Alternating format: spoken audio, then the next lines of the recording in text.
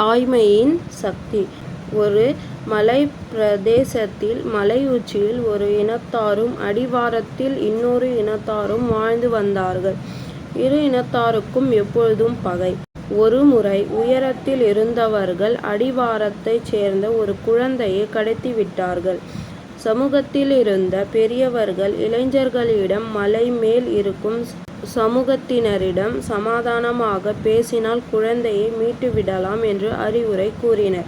இளைஞர்கள் சிலர் உடனே முன்வந்தார்கள். ஊர் பெரியவர்களும் இந்த செயலை முடிக்க இவர்கள்தான் சிறந்தவர்கள் என்று அவர்களை வாழ்த்தி அனுப்பி வைத்தார்கள். இளைஞர்களும் ஆர்வத்துடன் கிளம்பினார்கள்.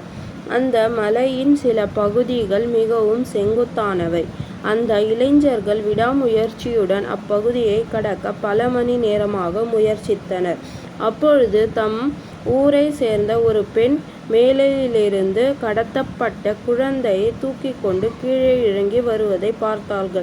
அவள் அருகில் வந்தவுடன், நாங்கள் ஏற சிரமப்பட்ட மலையை நீ ஏறிச் சென்று விட்டாயே, எப்படி என்று கேட்டார்கள். அவள் இடுப்பிலிருந்த குழந்தையை காட்டி, இது உங்கள் குழந்தை இல்லை, என் குழந்தை, அதுதான் வித்தியாசம் என்று பதில் சொன்னாள்.